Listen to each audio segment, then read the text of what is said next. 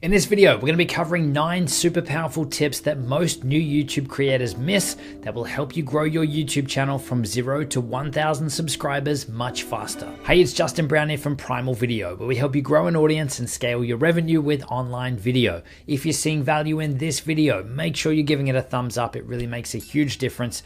All the links to everything we mentioned in this video, you can find linked in the description box below. Let's jump into it. Now, I totally get it. Starting out on YouTube can be frustrating, overwhelming, and as a beginner, there is a lot to learn. It takes longer to create videos, and without knowing how to really optimize them, they don't get any views or subscribers. It's incredibly demotivating and why most creators quit before they see any traction. Fortunately, some of the simplest tweaks that we've made to our channel and our video optimization process have yielded the biggest results. So this video is about skipping the learning curve so you can get some of those results now. So let's dive right into 9 things that you should implement right now so you can set your channel up to maximize results from your very next video. Okay, so number 1, you want to make sure that you've got your channel completely set up. So go and log into your YouTube channel and open up the studio dashboard area. Down on the left-hand side, you'll see customization, and then you want to come up to branding. Now, first off in here, you want to make sure that you have a profile picture added. So for us with our channel, we just use a photo of me, but it could also be a company logo or a channel logo, depending on what you're after. Next, you want to make sure you've got a banner image added as well. This is the image that goes at the top of your YouTube channel page. So this is a great opportunity for you to get creative and to create something that really stands out, but also lets people know what your channel is about. Now, we have a full step-by-step tutorial that I'll link up in the cards and in the description, taking you through step-by-step creating your own banner image. And you'll also want to add a video watermark. This is a little clickable image that appears on top of your videos that people can click on to subscribe to your channel. And again, I'll put a link down in the description to a tutorial that we created taking you through creating your video watermark image. Once you've checked, you've got those 3 things sorted, you want to come across to the basic info tab at the top, and you want to make sure that you've got a channel description entered. This is where you can type in a few sentences or paragraphs about what your channel is about and the types of content that you're going to be releasing on there. And this text will show up on your YouTube channel under the About section. If you keep scrolling down, you can also add in links to your YouTube channel as well. So you could be linking off to your website, your other social media profiles, or even any lead magnets or free PDF downloads or guides and things that you've got. You can link those in here as well. From there, you can set how many of those links will actually be shown at the top of your YouTube channel page. So you can see we've currently got 5 selected. And I'd also recommend you adding in an email address down the bottom under contact info so that people can contact you if they want to work with you or collaborate. The other thing you'll want to check is that you've verified your YouTube channel so that you've unlocked access to all the features. So you want to come down the bottom left-hand corner to settings, then over to channel, and then feature eligibility. So if you're seeing the option there to verify your channel, then you will need to do it either over the phone or via a text message to unlock all of the extra features. So all of that was number 1, making sure your channel is set up correctly. Number 2 is to research before you create your content. This is one of the biggest mistakes we see a lot of people make,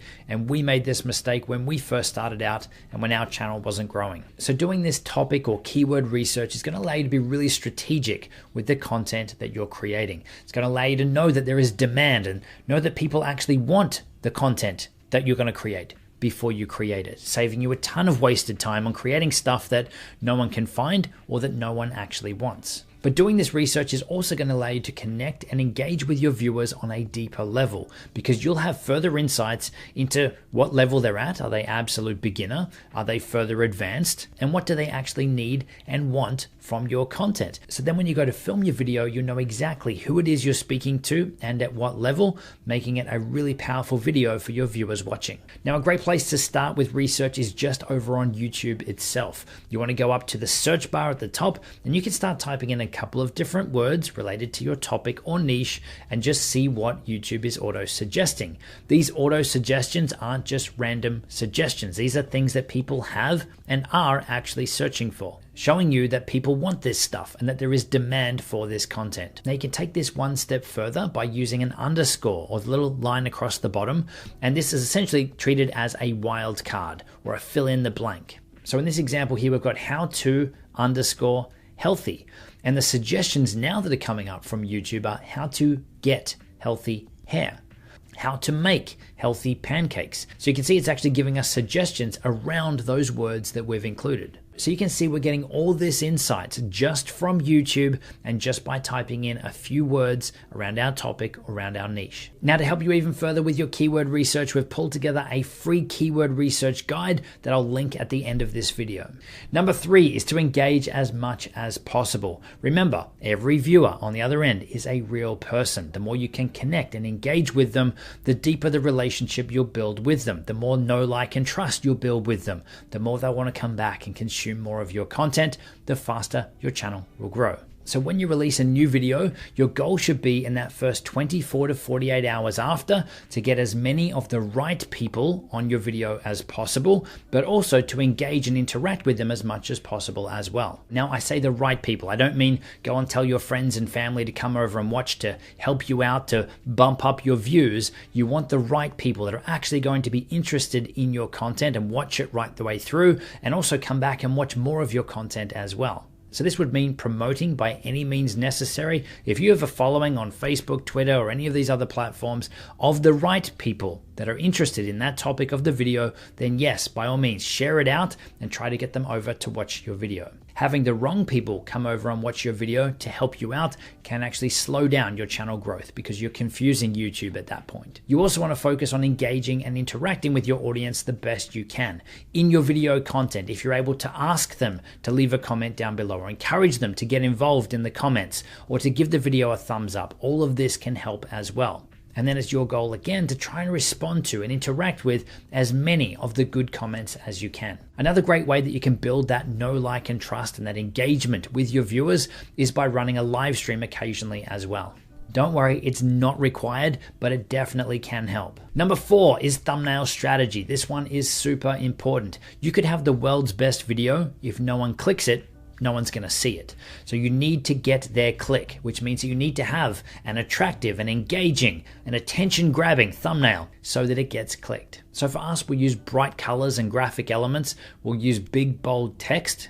And we usually have my face on there pointing, smiling, or doing something silly. Again, just to grab people's attention. But the best case scenario with your thumbnail images is having people easily being able to know what your video is about just from looking at the thumbnail image without even needing to read the title of the video. Number 5 is to keep people engaged and watching your videos. It's no good to you or to the viewer if someone clicks on your video and then they leave right away. That's a bad signal and YouTube's going to stop promoting and pushing your content. So you want to be hooking your viewers into your video immediately, letting them know that they're in the right place, letting them know that you're actually going to cover off on the topic or to entertain them or to do what you said you were going to do in the title and in the thumbnail of your video. So don't drag out your video intro, make it short, sharp, punchy, and let people know they're in the right place. Now, to help you with your video structure, we've got another video which I'll link in the description, taking you through a framework that you can use for each one of your videos and that we use for ours to help keep people engaged to the end. Number 6 is to utilize playlists. Playlists are an amazing tool on YouTube that will really help you guide the viewer journey and have people watching more of your content. So essentially what a playlist is a group of YouTube videos that you get to specify which videos are in there and what order they're going to play. You can create as many playlists as you like, and each playlist has the potential to rank and show up on YouTube as if it was its own dedicated piece of content. So just like a regular video, a playlist can have a title or a name, and it can also have a description where you're able to put in some keywords and key phrases to help people find and consume that content. You can also use playlists on your YouTube channel page to help group and separate different types of content that you might have on your channel. Number 7 is to think of the viewer journey. We want to be mindful that we are creating a good experience with our content for the viewer and for YouTube. So one of the things that YouTube is looking at is how long a viewer stays on the platform, how long their YouTube session goes for. And if we can help the viewer stay on the platform longer by them watching one of our videos and then flowing through and watching other videos afterwards, that is a good indicator to YouTube that we have kept a session going and that we're not a session killer. No one wants to be a session killer. If people are leaving your videos and leaving YouTube altogether, that is a bad indicator to YouTube, and YouTube's probably going to stop promoting that video and pushing that video out if every time people watch it, they leave YouTube and don't come back. So what we want to do here is take a step back and we want to consider what is the next best video for our viewers after they have watched one of our videos. So you're going to look at the individual topic. If I was watching this specific video on this topic, what is the next best video for me? And if you don't have that next best video on your channel, then link them off to another channel that does. This is going to create ties between your content and that other channel's content. I mean, you could do it to a much bigger channel, especially if the audience overlap is there. This is going to associate your channel viewers with their channel viewers, and you're much more likely to show up in suggested and recommended off the back of them. But you're able to also keep that viewer happy, keep that viewer having a good experience. So if you don't have the next best video for your viewer, then link off to a channel that does. You can always come back later and swap it out for yours, when you've got yours made. Number 8 is to build an email list. This is something that's not only going to help you grow your YouTube channel, it's also going to help you build that know, like, and trust, and deepen that relationship and deepen that conversation with your most loyal fans and followers. But it's also something that can help you build your online business and bring in new revenue streams as well. Building an email list is so powerful because it's your direct line of communication to your most loyal people, the people that are choosing and wanting to hear more from you. And at any given moment, you can directly communicate with them without any algorithm or any notification system stopping that communication. Now, if you want to find out more about growing your email list and you want to know how to do it with YouTube and how to use it to grow your YouTube channel, then check out the video linked in the description below. Number 9 is to implement, learn, tweak, and evolve and repeat. By adopting a growth mindset, you're going to have success on YouTube much faster.